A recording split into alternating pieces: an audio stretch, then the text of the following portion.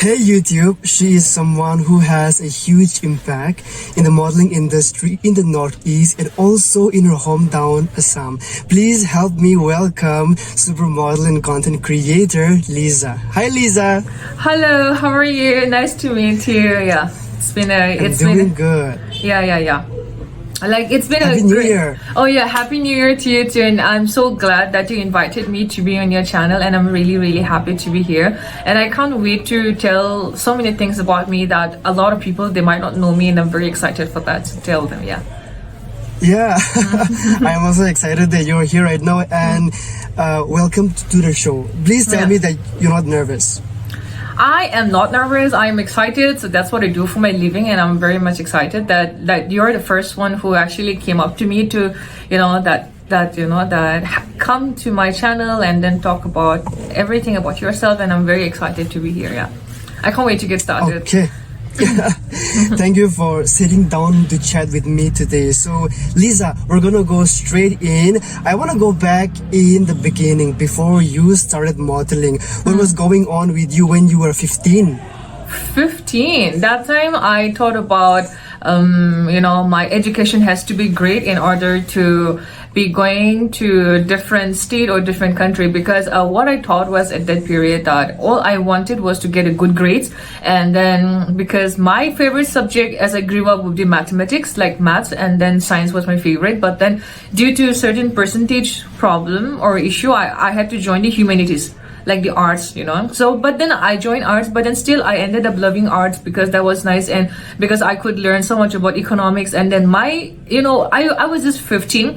That time only I decided that I want to join the fashion industry, because my calculation was that if I do economics good, I can be a designer, because I was very much confident about my painting and everything. So that's what I was thinking when I was very young, in fact. Yeah.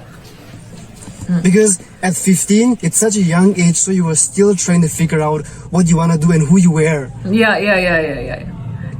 So you are good at painting and sketching. Yeah. I started off as sketching when I was very little. I think I discovered my talent, I'll say, when I was young, when I was 3 or 4. And I was very lucky that my parents, they pushed me, and then they always told me good. And then they always bought me pencil colors and all color possible. And then I'm very lucky that I grew up in a very privileged family. And then my dad always being my backbone, he always supported me no matter what decision I took in my life. And then I also have a huge life history that I can't wait to tell you guys also, because what you see outside is not what the person is really inside, because what we are today, because of the situation that we went through and then all the hardships that we've been in life, is what make us stronger. That's what I feel. Yeah. I think it's always nice to have that huge family supporting you in whatever that you want to go with. Yeah, I think so, because without family support, I think it's very difficult. And there were times where my parents wouldn't even support me, and then I ended up being alone most of the time, and I took the road alone, and the road would be very dark for me, very scary place for me, and then I was left all alone. But then there was always shining at the end of the tunnel, and that's what the God has always been there. But then I was not a God believer, to be very honest. At first I was always thinking that okay, there's somebody that the universe listened to me. But then I knew that there was somebody, the higher self, but I didn't address it as a God. I just thought that okay, I get whatever I want. I always got whatever I want. But as I grew up, I started taking things for granted, and I couldn't get things easily. So that's when my thing started, my believing in God began, where I surrender myself to the God, and slowly things fell into place. When did that start? When did that situation in your life started to turn around? To be very honest, every time there's a turning point, every age, like you feel like okay, I'm gonna do good this year, okay, this year is gonna be my great period. But actually thing turned out great for me. I think when I actually encountered God was, I think that has to be last year, 2021, where actually the pandemic time, where you're alone, where you have so much to think, and then where you basically, but there's a huge difference between alone and lonely again. So I felt lonely, not alone. I was living alone, but loneliness hit me at that period, and it was crazy. Yeah. It was crazy. And also the pandemic, the COVID was crazy. How are you holding up and adjusting to everything? I am lucky enough to have support from my family.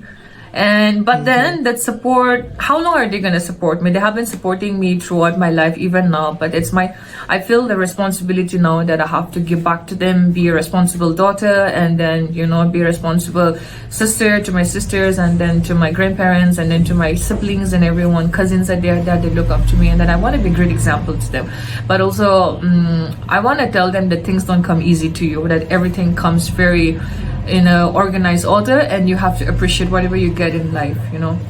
Nothing comes easy. Okay, yet I haven't introduced myself properly yet, so allow me to introduce myself. So guys, I am Leeza, and my full name is Leeza Basumatary, and I'm originally from Bodoland, and it's in the Bodoland district that falls in Assam, and our hometown falls in a borderline. When you come from Bhutan side is nearby, and it's in the Assam border and then Bhutan border. Our house is in a borderline. If you look in the map, it's towards the end, like towards the ending of the map. So yeah, and then also, yeah, that's it about me. And then I grew up in a Don Bosco school. I studied from class 1 to 10 there, and after that I moved to Guwahati in MBRS, Miles Bronson Residential School, and where everything changed for me, where that school was like a turning point, likewise, because our school uniform, going back there, our school uniform was so cool like that, and we were like so excited. I was gonna say horrible.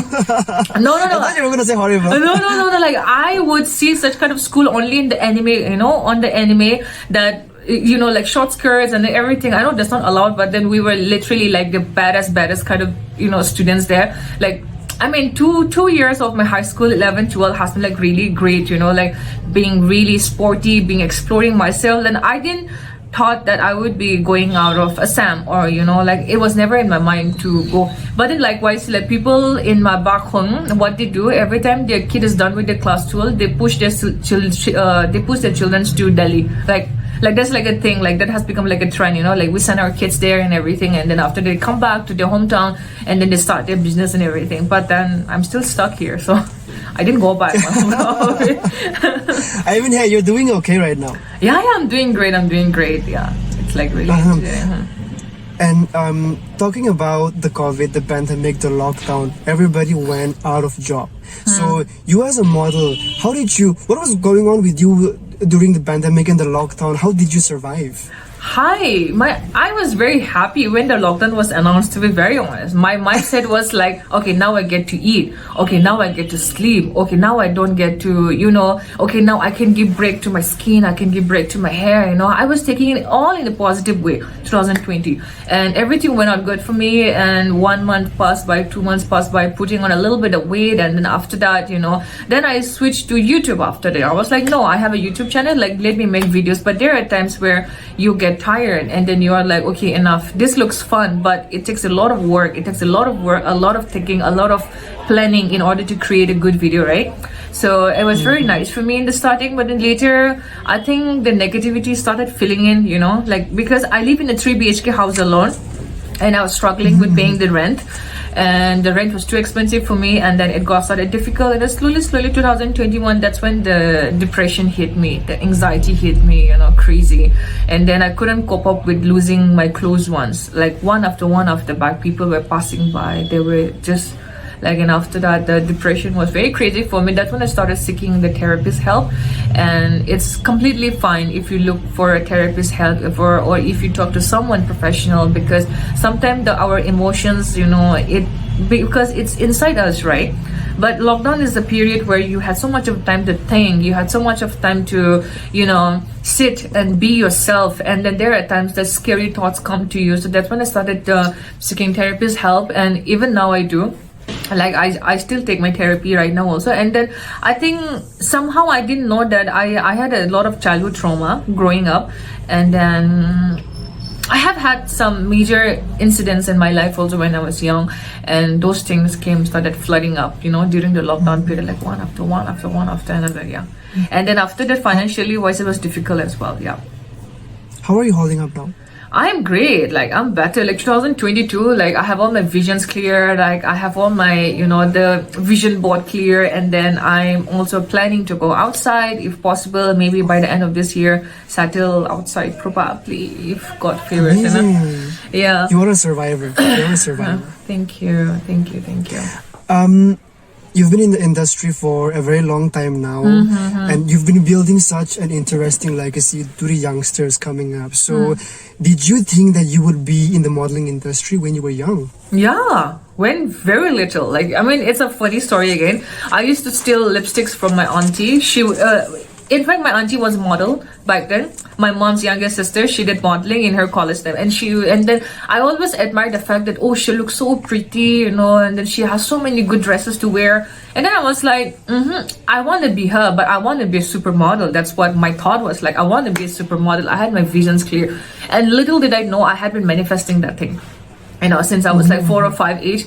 And then I would, as I would imagine myself, I would sketch, only models, only designs. And then I didn't know that thing would come to reality. And then when it happened, the reality for me, I realized that it's not how it looks like. It's so much of complications inside. It's so dark, it's so shallow, this industry. It just look good from outside, from inside you have to be on a diet. And okay, I started dieting when I was very young, and then I didn't know that dieting in that way could be so difficult, because of not knowing the right way to diet. It leads to health complications. Now when I look back at it, I wouldn't eat for days and days and days. I would be like, no, I can survive. And then after that, now I have gastric issue, whatnot, health complications are there, but now it's better. And so I think those health complications came along with the depression and everything. Depression comes to somebody, I think it has a lot to do with your health. If your health is bad, then you end up thinking, okay, I'm sick, okay, something's wrong gonna happen to me. And then this all came from the from not taking care of the health properly, probably, and then it ended up like that. So yeah, and then if I knew this all were the complications, I wouldn't have thought of being a model. But then since I was very little, I have been manifesting this thing. And then there was not once but couple of times, I'll tell you, the incident happened. So my teachers would ask me, like, what do you want to be when you grow up? And then everybody would be doctor, engineer, and I was the only one. And I was very skinny and I was very tanned, because I would play in the sun throughout the time, okay? And I've been very sporty since I was young. I've been a basketball player since I was very little. So, when you were young, all you care about is like your sports, right? And I would be so tan, so dark, so skinny, and I would be like, hey, I want to be a supermodel. And they would be like, what? They would like look at me and were like, what? And I would be like, and I was like, no, blah, blah. I just said it. And then I would watch fashion TV, and my parents would come and tell me, why are you watching them? I'm like, because I like the way they walk. I like the way the aura and everything. And then I was like, chill. But when I started modeling, nobody was there actually. When did you start? How did it all start? How did it all start? It started from Delhi, to be very honest. It started from my college, Khalsa. I passed out from DU Khalsa College English Honors. I passed out in 2015.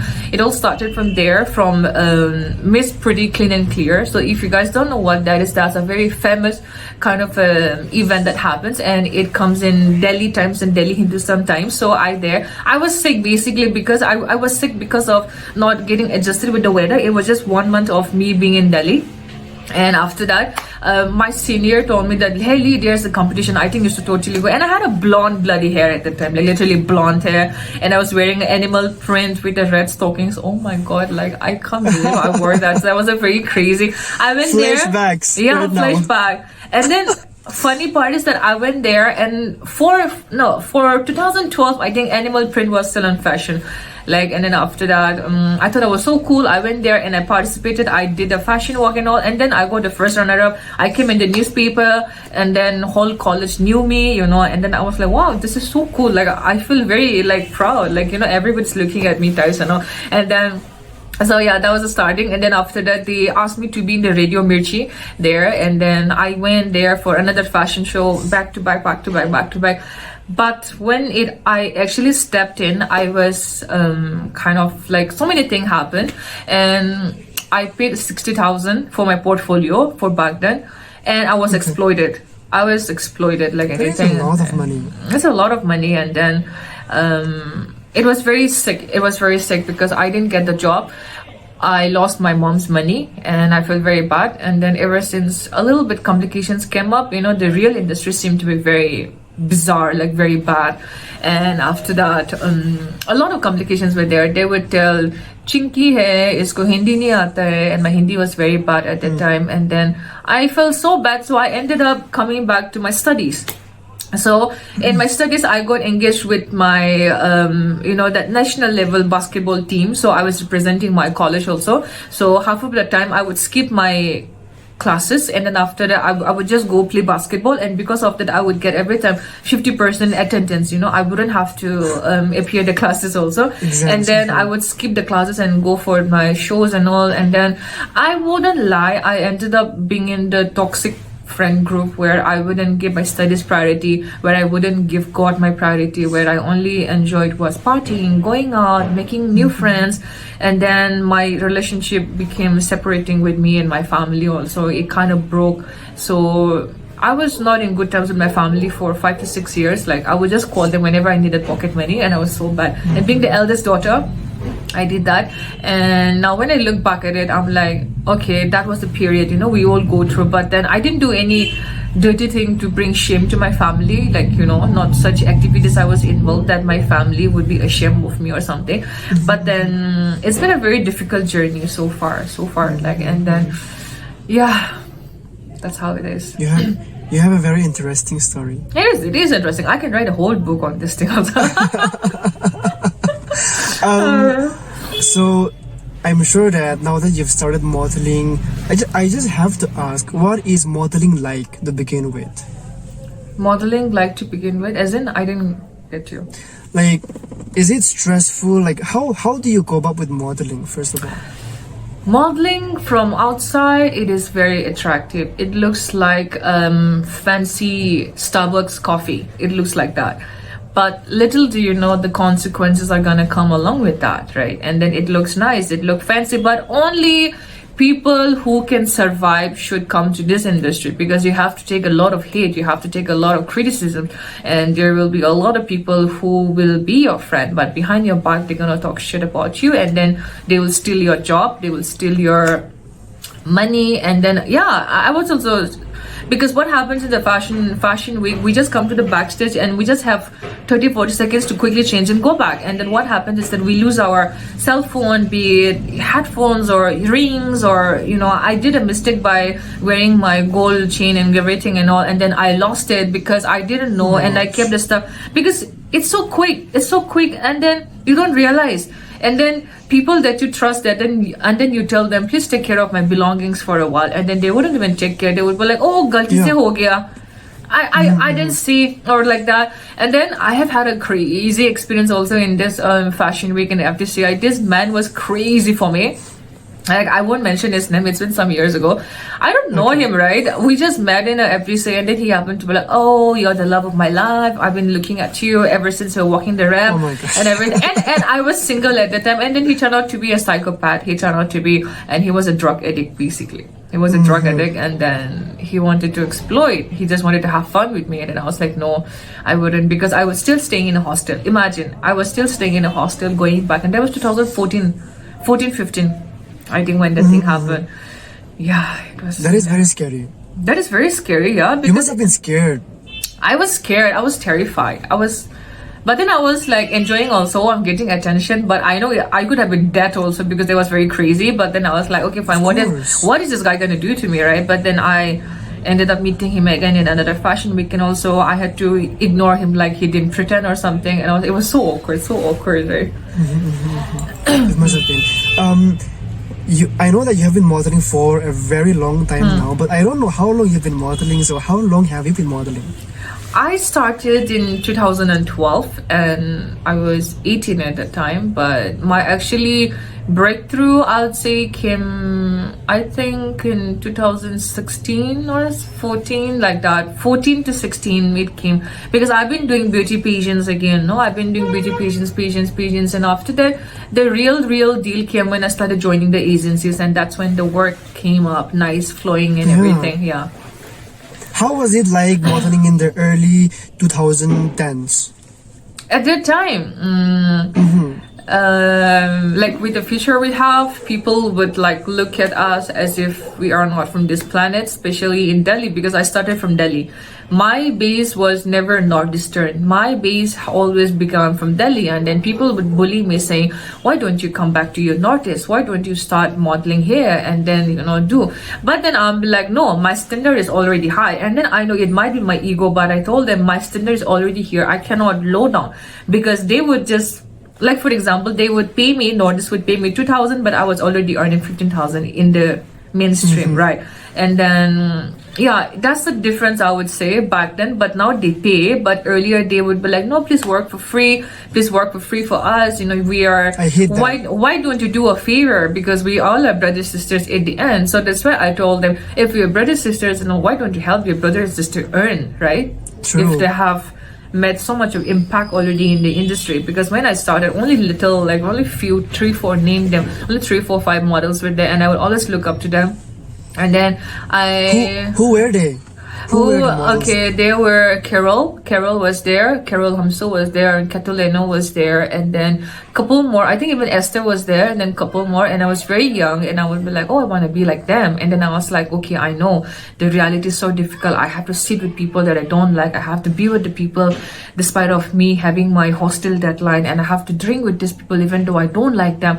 I mean, there are certain situations where I was forced to do certain activities that I didn't like, and like for example staying up late night, but then I have a college the next day. How do I maintain? And then how do I tell my parents that my grades got low because I was out partying, like after party and all? It's been a lot of pressure, and I would lie to my parents so much, which I feel so guilty about it till now. And then I do tell them that the person I was and the person I'm today is completely different, and the person I'm today is because of all the hard things that I've gone through in life, and I've experienced so much. And then that's when my journey began starting, like, okay, like let me document my journey. And then I started documenting, and then I was not that good with editing, but I was like, okay, fine, let me give it a shot. And then I tried, and then I think 2021, that's when my breakthrough came for the YouTube also, no, like now, after a long years, like I should have been gotten, like I'd be like, oh my god, like how can someone stick to this profession for so long time despite of all the problem, like complications you get? But I'm like, I'm born to do this, and this is me, this is my identity. Like nobody can take it away from me, despite whatever comes. I love that. Just an extract from our previous conversation that modeling is tough. In the real world, it's really tough. It's very pressuring. And then I just remembered Naomi Campbell. She had a show and she was talking with one of her girls, and she said that modeling is extremely tough. So, and I also saw one of your contents, and you said that you were inspired by Kate Moss, Naomi Campbell. Tell me about that. Okay, so I really look up to them because like she is a woman of color, of course. And then like, okay, I know it's not like really applicable, but she's a woman of color, and then our feature is different again. I don't know what to call us. With the Asian feature, we look different, of course. And it's been a really difficult. So I look up to her because her aura, her divine, because she keeps telling that she is the unique piece. Nobody can be her. Like she is the only one. Like that's what she says. She's very confident about herself. She is like, you can never be me. That's what she says, because she's so confident about herself. And I was like, I love that attitude. I love that aura. Like, and I was like, I want to be her, because if I continue to do good in my industry, in this journey, I also decided to open a school to educate my young Northeastern ladies, to give them an opportunity, because there are so many, artists, talented, there are so many artists that come up, and then I want to give them opportunity and then be their backbone. Because when I started, I never had any backbone. Like I never had anyone. I came up alone, vulnerable. I was young, I was scared, and I wish that I had someone. But then I know the fact I didn't have anyone, and the person I'm today, it's because of that, because I didn't have anyone as a backbone. So now I want to be a backbone to the talents, and give them opportunity, be it financial help, be it education, or be it practical help, like that. I want to offer my gratitude to them, and help our Northeasterns grow. I love that. You are signed with an agency called Aura Agency. Yeah. When and how did you first get signed? I got signed with Aura Agency because I approached to them. There was one night where my depression hit me and I was crying the whole time, and I decided that I need agency now. I need like enough of this painful and everything. You know why? I'll tell you the reason I wanted to quit modeling again, because I got rejected for the fifth time. It was my fifth audition where I got rejected for the Indian that model show, and I have been trying for years and years and years, and then that the show winner Roshni and then one more friend of mine, three of us, we were shortlisted, but at the end me and my friend, we got rejected, and I was like, I'm done now, and I'm already 27. I'm like, I'm done, I don't want to do it anymore. I got so pissed off that I was like, no, I'm not gonna do modeling, leave it. And that's when I was like, okay, what do I do next? What is my career? I mean, what do I do in life? Then I got confused, and that's when all of the confusion stayed, overthinking came, the loneliness period came in, like that way. Hey, I would say never give up. You are such an amazing, talented model. Never give up. Yeah, thank you. Yeah, never want to give up also, yeah. Yeah, don't give up. You're such a special person, and plus you are a survivor. After hearing your stories, you are a survivor, so you will survive. Don't give up. Thank you so much. Ever since you started modeling, you must have experienced and had observed the changes in the modeling industry in Northeast also, and also in your state. So how do you think the industry in Northeast or in your state has changed? Because now they give them opportunities, and they give opportunities to the young girls also. In fact, they get the chance to perform, they get the chance to do the ramp walk and everything. But back then they would be like, no, we don't want to invest money on her, we don't want to invest money on the show. Like, it has changed a lot. Like these days there are like, I mean, I find it funny in one way, because like, I'll tell you, don't take me personally guys, but I mean, these days there are so many models, and they claim themselves to be a model, but then an actual model know how to do the ramp walk. That's when you can say that, okay, that's a real model. Because what happens when you say yourself a model, you should be confident, right? Your stage presence, your aura has to be good. But there are times that when you tell them to do a ramp show or a ramp walk, they suck at it. I mean, that's not being a model, because if you call yourself a model, you're not just being a model, you need to inspire somebody. That's I think that's what I feel you yourself as a true model, because model cannot be just that wearing a good clothes, like high fashion clothes and everything, and then you don't know shit about this industry, and that's why a lot of things has changed now. There are so many models, but not everyone claim themselves to be a model can be a model, right? It's just a basic thing, and it's kind of funny. It's kind of funny at times. Yeah, not everybody can be a model. That is true. It takes a lot of patience, dedication also, in that. Very much. What was the first job that you booked as a model? Your first ever job? First ever job I booked was for Manish Malhotra. That's when I did. And that is huge, Lee. Yeah, I did that, and I couldn't believe that. And the lehenga was very heavy. I wore that, but then at that time, I think that was 2014 when I booked my first magazine picture. How did you feel? I felt overwhelmed. I feel excited. I was like, wow, this is me. And I was young. I was very skinny. I was like, woo, like that. I was like, okay, fine. Life is so good. Yeah, I was on a cloud nine. But then also, I would say my companions were not right. I was doing great, but then they were not happy for me. Like, I felt bad. Like, I don't know. Like, I would come back to my hostel. I was still staying in a hostel. Imagine you're a hostel student, and then you're doing such big designers, and then what would other people react like? They would be like, no, in that way. They were not happy for me, but I was like, okay, fine, forget it. That's why I shifted my PG to another one. I shifted from one another to one another, and then I didn't have real friends at that time. All I wanted was some real supporter, real friends, but I didn't have any. In fact, I still have very few, very countable, 3-4 friends only I have. Yeah, very less now. Again, it just brings me back to all the supermodels that I know. Gaia, do you know Gaia? Gaia Gerber or something? No, sorry, I don't know. Okay. She said she always says something like less is more. So I feel like less friends and real friends is better. Yeah, absolutely. So it's like, it's always better to have your enemies closer to you, keep them inside. True. That is so true. So I know that there must have been so much going on when you were like when they wanted you to work for Manish Malhotra. So what do you think your reaction was in general?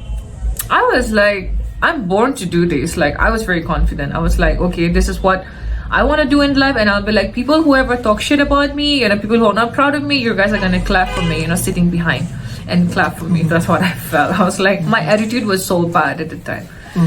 Also, what was the lesson that you learned on the first show that you booked? What lesson I learned, I think, could be that don't overshare. Don't overshare your experience with the people, and then never tell what your dreams are to the people, because that's very People sickening. jinx it. Yeah, like I feel like the negative energy comes in, and then something or the other thing stops, right? When you tell a good thing you're going to do, but something or the other thing comes and stop. That's what I learned. That never tell your plans to people. They are never That is happy. so true. I agree with you. I agree with you. I think there is a lot of people that are jealous when you are doing something and you are kind of having a little bit of success in that. So true. I agree with you. Yeah. Why don't let me ask you, how did you start this channel of yours? How did you come up with this thing, huh? I mean, that is a story for another day. Lee, this is your time to shine. Why ask me? I'm just overwhelmed actually. Like, yeah. Yeah, but in short, I just wanted to do something for the Northeast community. I felt like there was a story that I felt like everybody needed to share what they've been through. So I think that's the reason why it kind of motivated me to help you guys in general to tell your story, because I feel Thank like you guys you. need it and the world needs to hear it. Yeah, thank you. May God bless you. You are such a good soul. Thank you. You're a I don't have a lot of Assamese friends, but I hope that we can be friends after this interview. Yeah. No. See, I'll clear this part. I am Bodo. Like, many people have this misconception, no? Like, I am Bodo. So Assamese are different and Boros are completely different. We are from Mongolia as well. Like, our origin is from Mongolia. And then right? Bodo people have been fighting for this state for very, very long time. And then we might come up with a new state. So it's gonna be like nine sisters, brothers, I don't know, whatever is that called. So yeah, I think Boros are completely different and Assamese are completely different. Like, I'll tell that off camera again. Okay. Yeah. I have to ask you this because not many people realize their mistakes. So what was the biggest mistake that you made when you were starting out, besides oversharing your dreams and other stuff? What mistake did you think that really kind of drained you? I think my lies to my parents and me lying to myself would be the lesson that I have learned, because I would lie myself telling that it's okay, whereas it was not okay for me to be treated that way, whereas it was not okay for me to be humiliated, and I would tell myself, no, it's okay, fine. I think, I lied to myself and my family also. I hurt them, because we should never tell lies to ourselves and never be okay when it's not supposed to be okay. Like, walk away from the room if you feel like you're not being treated right. Walk away from the room if you feel like you're not given the opportunity. Never stay there. Never stay in that one room with that people. You were weak inside, but you wanted to put up a facade that you were confident, you were strong, you were okay. Yeah, that's a lie basically. It's a lie. So, before we sum this up, 2 more questions left. Yeah, what sure. has been the most memorable moment in your career? Oh, like, I think I'll tell you, every time something comes up, I'll be like, this is memorable. But every time, the good things keep happening.